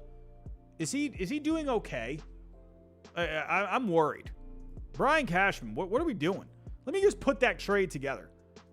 That is absolutely insane. Look at this trade. Let's just put this together. Here we go. I think Gleyber Torres would be fine for the Marlins. You could put him at second base. Luis Ariz could play first. I think that's fine. But are you serious? I understand it's negotiations. I get that. But let's just do this here. So Gleyber Torres, you're looking at around $10 million worth of value. But let's put some guys together here. Let's do Cabrera, who is worth right around $24 million. Let's do Garrett. Like, there's no way this report is serious. No. Come on. I hope it's serious. I hope that that's actually what Cashman is looking for. Please tell me that is what Cashman is looking for. My goodness. Because that isn't... That's insanity. Are you serious? Like, dude, Cashman, if this is real, this is a joke. I mean, my goodness. And he wants 2 more prospects. He wants 2 prospects on top of this. I wouldn't even give up one of these guys for Gleyber Torres. Gleyber Torres isn't anything amazing.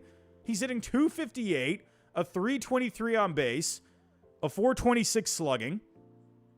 He's got 16 homers, but he's not going to be a game changer for the Marlins by any means. Yeah, he'll be a bat to add, but he's not going to change the game for you. I don't know about this. This is weird.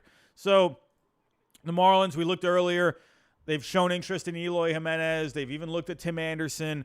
The Marlins are going to get a bat. I would imagine they're going to get a bat at some point. So the Marlins, though, they have been struggling lately.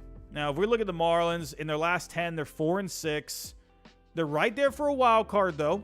So they're in the wild card hunt right now. Remember that losing streak they had? That was pretty rough. But right now they are tied for the second wild card with the Brewers. So, but the Phillies are right there. The Diamondbacks are right there. The Cubs are charging. The Padres are hanging in. Even the Mets are not completely out of it. I'm just saying, man. It's going to be interesting. I think the Marlins, they need to add a bat. And they got a lot of pitching, though. They got a lot of pitching. And actually, with the Marlins, they have actually been showing some interest in starting pitching. So this is kind of making me think of what their strategy actually is. They showed interest in Jordan Montgomery. They've been scouting Jack Flaherty. They've also shown interest in Michael Lorenzen. So what makes me think is they're trying to use either Edward Cabrera or Braxton Garrett to get a bat because those guys have good value. And then they want to try and make another deal for Lorenzen or Flaherty, right, to replace them in the rotation. So I think I kind of like the strategy of this Marlins team. You know, deal from strength, go get a cheaper starting pitcher, but get a bat because they really need bats. Really need bats. Coming in next, we got the Diamondbacks. Oh, man. Oof. They're playing bad lately, everyone. They're playing bad. 7-15 on the month. They're 4-10 since the All-Star break. Offense has been pretty good lately. 9th in WRC plus over the last 7. Corbin Carroll, Christian Walker, they've been hot. But the starting pitching is really bad. Really bad. They're 29th overall in starting pitching over the last couple of weeks. What is going on? They have been connected with Eduardo Rodriguez. So look to see if they add a starting pitcher. I would not be surprised if they end up adding a starting pitcher. Do not be surprised about that. They need a bullpen. They need a bullpen arm as well. They were interested in Jordan Hicks, so they're on the market. They need to add pitching. I think this offense is completely fine. Go get a starting pitcher. Go get a reliever. The Diamondbacks, you got to do something now. Like, I understand you got to kind of work through the you got to work through the mud when it comes to the trade deadline. There's a lot of stuff going on. I get it. They can't just snap their fingers and get a player that they want. But man, if you're the Diamondbacks, it's a rough month for you. You got to make some moves. So coming in next, I got the Phillies at 12. I really debated whether or not to put the Phillies at 11 or 12. I had a hard time with this, everyone. I think I spent like 30 minutes trying to come up with where I should put the Phillies. We'll get to number 11 in just a little bit. But overall, the Phillies, I just did not like them losing their series to the Pirates. That's where I really got hung up. A Pirates series loss. I can't do it. I can't do it. That's a rough one for me. I don't know, man. I don't know. The offense has been really slumping. They're 25th overall in WRC plus over the last 7. Not a lot of guys are coming through for them, but they are looking to add a right-handed bat. Adam Duvall is a name that keeps popping up for them. So look out for Dave Dombrowski looking to add a right-hander. Listen, they got a lot of lefty bats, so I'm not surprised to see that they're interested in Adam Duvall. They need something in that lineup that's going to balance it out a little bit. You got all these names, but like they're not clicking. I don't know what's going on there. I don't know. They had one game against the Pirates where these guys were just leaving so many runners on. They're just not coming through with big hits. So the starting pitching though, very good. They're first overall in starting pitching on the year. Zach Wheeler is pitching great. Nola, Sanchez, Walker have been solid. The pitching is very solid lately, but the offense is not coming through for them. So coming in at 11, this is where I really was going back and forth. I got the Red Sox at 11. Here come the Giraffe Neck Robbie comments. I can see it now. Here comes the Red Sox bias. I know. But I went with the Red Sox at 11, okay? Hear me out. They did lose 2 out of 3 to the Giants, and I'll get to the Giants in just a little bit. But they played that Giants team hard. It is never easy to go out there in Oracle Park and go win some games. It's never easy. Always a tough team at Oracle Park. But, man, they played them real close. 2 walk-off wins in a row for the Giants. The Red Sox were hanging tough all the way to the end. But the Red Sox, earlier in the week, they won 2 games against the Braves. Last time I checked, the Braves are the best team in baseball. So that was the difference for me for the Phillies and the Red Sox. The Phillies losing a series to the Pirates. Sure, the Red Sox lost their series to the Giants this weekend. But that's the Giants. The Giants are a better team than the Pirates. The Braves, they're the best team in Major League Baseball this year. That's where the difference was for me. So that's why I'm going with the Red Sox at number 11. They look great against the Braves. You know, again, it's weird with this Red Sox team. They play so well against those really good teams. And again, the Giants are a good team too. And they fought them all the way until the end. They just couldn't come up with that series win. They just had so many opportunities. Christian Arroyo, if Red Sox fans, don't even defend Christian Arroyo. Listen, I understand Christian Arroyo, it was in a bit of a tough spot there. It was a blooper today. And it dropped, or he thought it was going to drop, but then Matos ended up coming in and making the catch. But man, he just didn't. He did not make the right call there. They caught him leaning towards third base. Matos made the catch and threw it right to second. All the momentum was going towards second base too. So Matos doubled him off very easily today. So that was just another blown opportunity for them today. Justin Turner making us Gingers look great. He's having a great year. He's not going anywhere. There was a report earlier this week. Justin Turner is not going to be traded. Why would you trade Justin Turner? Why is that even a report? I don't understand that. But the Red Sox are 2.5 back in the wild card.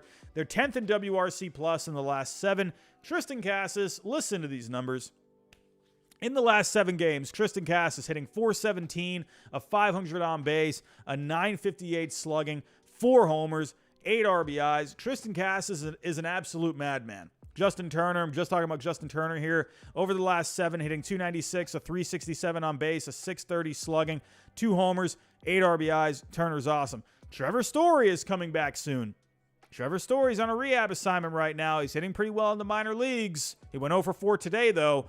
But Trevor Story is very, very close to coming back. The starting pitching, though, they need starting pitching. They're 23rd in starting pitching. Brian Bayo has been really good. Paxton, Crawford, they've been good lately, but they need more starting pitching. Need more starting pitching. The big thing with the Red Sox, they've been looking for cost-controlled starting pitching. Listen, I've been saying this, and thank you. I forgot who told me in the chat. But you pointed out to me that now this is a report. I have been saying this for weeks. Alex Verdugo, to me, was a trade candidate. He's coming up on free agency, not this offseason, but next offseason. Anytime, yes, Genetic, thank you so much. You were the one. Very, very appreciative that you gave me this. I've been saying this for a long time with Verdugo, like over a month now. Yes, I know he's having a good year, but I've been talking about dealing from a position of strength. The Red Sox have a good offense this year. Verdugo has actually been pretty quiet lately. He has not really been the same Verdugo in the last few weeks. He's been pretty cold, actually. He was really hot there for a while, but since the All-Star break, not really amazing. However, he has been having a good year. So, and the Red Sox right now, they got other guys that could step in. They do. I'm just saying here, I would not be surprised if the Red Sox trade Verdugo. I've been saying this for a month. I've been saying this, and people are like, what? Are you serious? Verdugo, a trade candidate? Are you out of your mind? I've been seeing people on Twitter saying there is absolutely no way on God's green earth that Verdugo is going to get traded. People were coming after me, telling me, Robbie, are you insane? Why would the Red Sox trade Verdugo? Because they need pitching. They need pitching, and they got someone that you could deal who has value. And let me actually point out the value here. I mean, honestly, we're talking about the Marlins here. Honestly, I think Verdugo could be a pretty decent bat for the Marlins. I think those are pretty good trade partners right there. You need some pitching? Shoot, I'll take Braxton Garrett. Give me Braxton Garrett. We'll send over Verdugo. I don't know, if the Marlins really need an outfielder right now. But let's see. Could the Mariners use Verdugo? I don't know, maybe. I don't know. Let me go to the Marlins first. I'll go to the Mariners next. Here we go. So looking at Verdugo right now, he's got value. He's got $15 million worth of value right now, according to baseball trade values. That can get you a picture.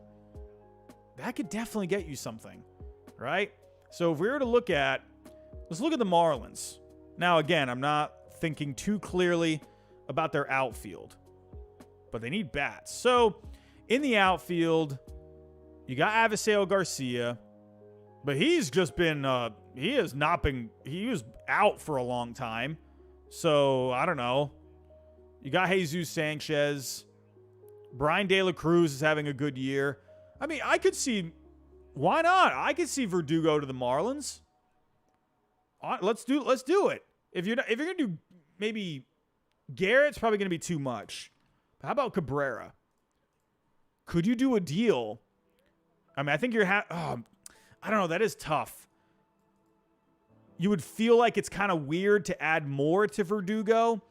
But remember, starting pitchers, young starting pitchers, it's not just about their talent, all right? It's about the contract control. It's about how much money they're making. Cabrera has been a pretty decent arm this year, and he's under a lot of control. Cabrera could go as low as 19.5, while Verdugo could go as high as what? Probably 17, 18. So let me actually see. Okay, this isn't accepted. So at least on here, I wonder, could maybe the Red Sox throw in like one more prospect for Cabrera?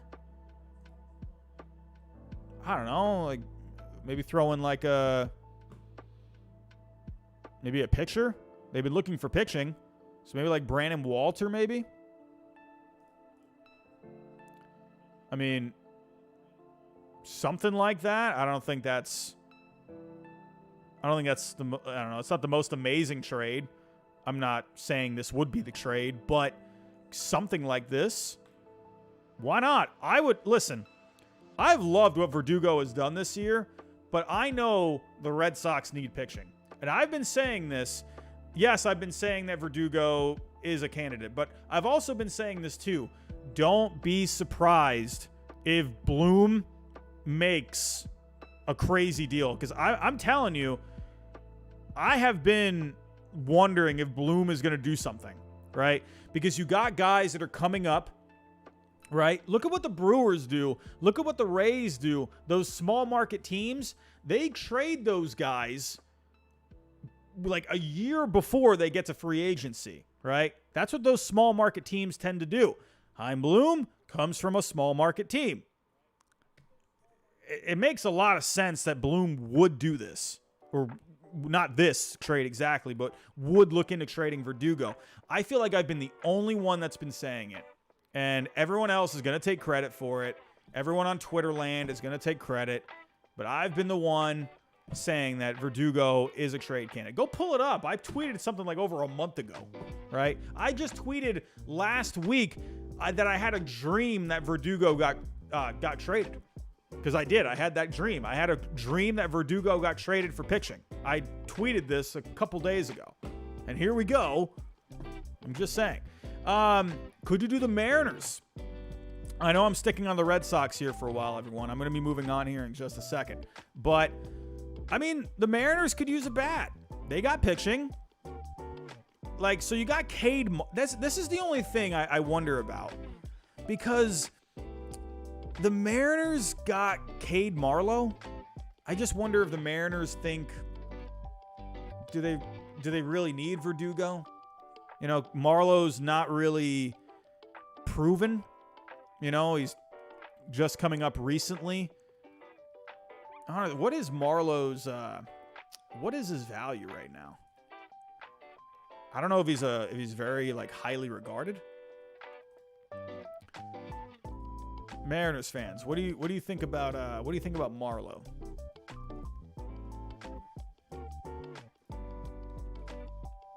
So we got 2.2 median value.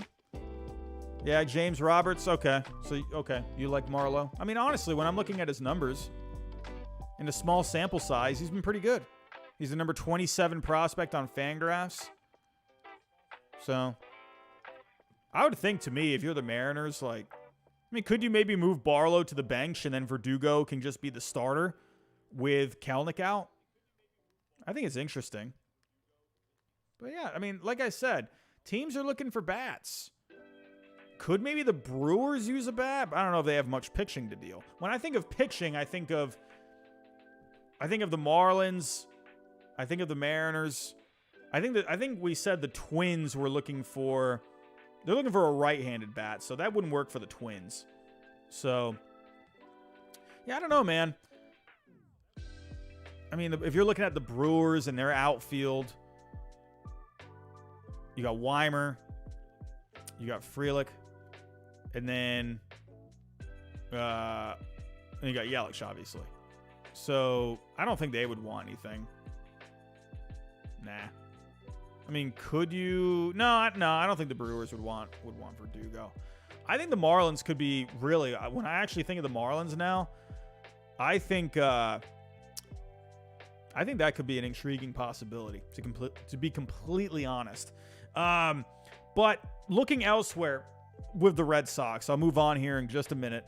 But the Red Sox, they're looking for cost-controlled pitching. So, if you wanted to splurge, maybe Mitch Keller.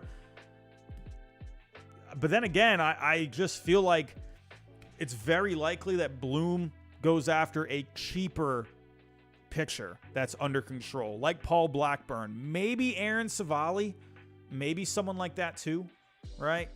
But I think Bloom is going to cook. I think he's going to cook. I think he's going to do something. And all the Heim haters out there, they're going to come out from the bushes and say, oh, we have loved Heim, right? No, actually, here, I'll tell you this right now. If Verdugo gets traded, I think Red Sox Twitter would be irate. I actually think that. I think Red Sox Twitter will melt if they trade Verdugo. I'm just saying. And you know what's going to end up happening?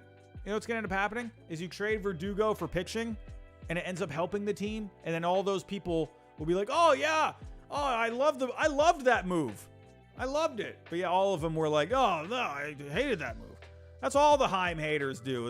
They act like they've hated Heim now for this whole, or they've hated him for this whole time. And the Red Sox are winning. And now all of a sudden you either can't find him, or they're just been like, yeah, I've been saying I love Heim this whole time. So I'm just saying. Heim Bloom is in the chat. Anyway, the Red Sox, they need pitching. They've been connected with Paul DeJong as well. It seems like, though, they could use more of a left-handed hitter on the bench. They got a lot of righties on the bench, so they got a lot of lefties in the lineup, but they could use another lefty on the bench. James Paxton doesn't seem like he's getting traded unless they get blown away with an offer. Duvall is drawing interest. The Phillies, I mentioned them earlier.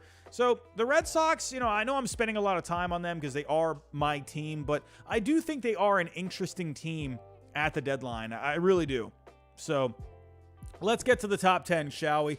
Let's get to the top 10. So rightfully so, in the top 10, I got to put the Giants at 10. They just beat my Red Sox. Fair is fair. We got to put the Giants ahead of the Red Sox right now. Hey, great series, Giants fans. Hey, I was with you here this weekend. Great series. That was actually a very entertaining series. Yeah, tough losses for us, but hey, we battled right until the end. They won 2 out of 3 against the Red Sox. They did lose a makeup game to the Tigers, but then they won both against the A's. However, I'm going to point this out with the Giants. They're 27th in WRC plus over the last 7, and they're 27th in starting pitching. So they got to kind of get that together a little bit. When it comes to trades, though, again, there's not too much out there with the Giants. They were connected with Verlander. I still think that's very possible. They were also showing interest in Nicky Lopez. Paul DeJong is a name that's come up with the Giants. And another thing with the Giants, though, is their starting pitchers are drawing interest. So I don't think they trade starting pitching, to be honest with you. If I'm a Giants fan, I would hate for them to trade starting pitching because they've been having injuries in that rotation. Remember, it was really thin at one point. So for the Giants, hey, great series this weekend, but they do need to kind of start picking this up a little bit. They got to start picking this up a little bit. Coming in at number 9, I got the Reds. Hey, They lost 2 out of 3 to the Brewers this week, so that's why they're going to be behind the Brewers. When I'm looking at my numbers, the Reds and the Brewers, to me, at least the Brewers, to me, I've said this a long time about the Brewers. The Brewers, they don't rank well in really anything except for defense. They're very good defensively, so they're a good fundamental team. So that's what I do like about the Brewers. The offense doesn't rank really well with the Brewers. That's why they're looking for bats. That's why they went out and got a Carlos Santana, all right?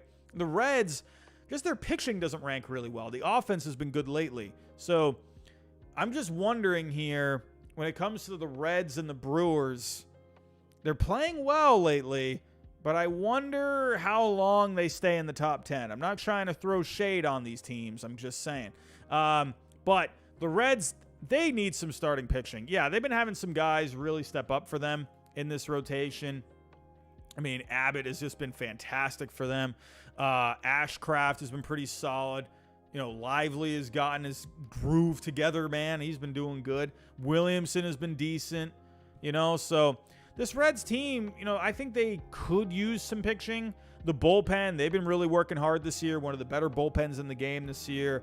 You know, the offense, it's a little stagnant lately, you know, but I just look at the names in this lineup and I'm like, oh, man, they're this lineup is going to be scary for the next few years, man. It's going to be very good. It's going to be very good. But I think they need some starting pitching. Wouldn't be surprised to see them land someone. They have been connected with a few names. Verlander is a name they have been connected with. Excuse me. They've also been connected with Eduardo Rodriguez. Also, they were listening on offers with Jonathan India, but now Jonathan India is going on the IL, so I don't think he's going anywhere. He's got plantar fasciitis, so I don't think that's going to be always difficult to come back from quickly. He will be back, but that's never an injury that's, you know, that's a quick time frame. So I think he's going to be out for a little bit with that. But for the Reds, they've been connected with, like I said, Verlander, Eduardo Rodriguez, but also connected with some outfielders in Tommy Pham and Mark Canha. So I think the Reds will make a move, even if it's something small. I think they have to make a move. So coming in at number 8, we got the Brewers coming in right ahead. Again, the Brewers won their series against the Reds, so I think, you know, you got to put the Brewers ahead of them. But they were swept by the Braves over the weekend. Over the last 7, they're 18th in WRC+. So the offense isn't amazing still. Wilson Contreras, another multi-hit game today. That's his 3rd straight game. Like I said, they traded for Carlos Santana, but Carlos Santana has been hot. Last 7 games, he's hitting .350, a .409 on base, a .950 slugging. Carlos Santana, that bat is going crazy. The starting pitching has been pretty good over the last couple of weeks. I will give that to the Brewers. Corbin Burns, he's pitching really well lately, pitching like a madman. I still think they need some offense. I think they need something else in that lineup. Eloy Jimenez, I've brought him up a few times already in this stream. I think that's someone where he could help them out. Here we go. At number 7, this one might be a little surprising. I might bother some people with this one. I almost hate that I have them here. I don't like it. But I got the Rangers at 7. The Rangers have been a top 5 team for me for a while, but the Rangers have not been playing good lately. They got swept by the Padres. They lost 2 out of 3 to the Astros. Over the last 7, they are 12th in WRC+. Nate Lowe, Semien, they've been hitting well lately. But the starting pitching, yeah, I know they made some moves here. Max Scherzer, Jordan Montgomery, so I think that's going to help. But before that, starting pitching has not been good. You got Evaldi going on the IL too. I mean, they needed Scherzer and Montgomery there. So big pickups. Yeah, they had to give up Acuna. That's a tough one to swallow. But really, when you think about it, Acuna was kind of blocked unless they moved him to another position. But the Rangers, they got reinforcements here. They got Scherzer. They got Montgomery. You got Stratton for the bullpen. Could they make some more moves? I wouldn't be surprised if they end up making some more moves. They're aggressive. They're in this thing. They want to win. Coming in next, I got the Blue Jays at number 6. The Blue Jays are playing some good baseball. 2 out of 3 against the Angels. 2 out of 3 against the Dodgers. Playing some good baseball. 4th in WRC plus over the last 7. Bo Bichette, Whit Merrifield, they're hot lately. Starting pitching over the last 7 games, an ERA over 3.0 or an ERA of 3.02. The FIP is a little higher at 4.83. Keep that in mind. Bassett, Kikuchi, they're pitching well. Hyun-Jin Ryu, coming back. Alex P in the chat, sleeping on us. It's cool. We'll prove all of you wrong soon enough. Listen, Alex P. Listen, man. I've had the Rangers in the top 5 pretty much this whole year. I think I was the first team that had the Rangers in my top 5 out of all of the major power rankings out there. The Athletic, whatever, MLB.com. I think I was the first one on the gravy train for the Rangers. So don't come at me. Don't come at me. I'm just saying they're not playing great lately, so I got to move them down in favor of some other teams. But for the Blue Jays, big move picking up Jordan Hicks. You got Romano going on the IL, so that was a massive move for them. So love that. I mean, for the Blue Jays, I think this is a good team. This is a team I had going on a deep playoff run. And to me, if they can keep making maybe a couple more moves, could they add another bullpen guy? I think that's very possible. I don't think they add starting pitching, but they've been connected with starting pitching, so that makes me wonder if maybe they're still looking for something. I don't know. But overall, I think this Blue Jays team is really good, and they had a really good week. So, coming in at number 5, I got the Astros. They did lose 2 out of 3 to the Rays, but they won 2 out of 3 against the Rangers. 3rd in WRC plus over the last 7. Big reason for that ranking is they had a big offensive performance on Saturday. Alex Bregman, McCormick, they've been hot lately. Even Jose Abreu has been hitting well lately. Jose Abreu has been picking it up. My goodness. The starting pitching, though, they need to get it together. 25th overall in the last 7. Dana Brown saying that they're probably not going to be looking for starting pitching. I don't buy that until the deadline actually passes because I think they could use someone. We'll have to wait and see. But Dana Brown, it's again saying that they're not really looking at starting pitching, but the focus seems to be looking for bullpen help and a left-handed hitter. Cody Bellinger would have been perfect. Oh, well. They have called about Justin Verlander. Could they end up working something out? I think that's possible. But the Astros, I got them at number 5. Coming in at number 4, we got the Dodgers. They had a bad week. I had the Dodgers at 2 last week. They dropped down 2 spots to number 4. Lost 2 out of 3 to the Blue Jays and the Reds this week. So, no bueno. Not great with the offense lately. 19th in WRC plus in the last 7. Max Muncy is hitting well. JD Martinez got something going on with the hamstring. So hopefully he's going to be okay. The pitching. Listen, I know you got Lance Lynn for that rotation, but that starting pitching stinks. They have been awful lately. They are 29th in ERA over the last 2 weeks. 29th. They need to get that pitching together. They did get Lance Lynn, like I said. They did want Jordan Montgomery still, even after getting Lance Lynn. I think there's a good chance they could get Verlander. I really do. I'm not kidding. Like, I think there is if Verlander goes anywhere, I think you got to think the Dodgers because they have the prospects to get a deal done. It's just a matter of can they come to terms with how much cash they also send over. So they have been interested in Eduardo Rodriguez, in Brady Singer, in Mitch Keller, in Jack Flaherty. So they're looking for more starting pitching. I think they will land another starting pitcher. I could be wrong. But it seems like they're looking still to be aggressive with adding to that rotation. Coming in at number 3, this team hit a rough spot lately. Tampa Bay Rays. But they had a pretty good week. They won 2 out of 3 against the Astros. They split with the Marlins. The offense, they need something in that offense. I don't know what they do. I thought Ohtani was the perfect piece. Ohtani was perfect. But here we are. They are 24th in WRC plus in the last 7. They scored 8 runs today.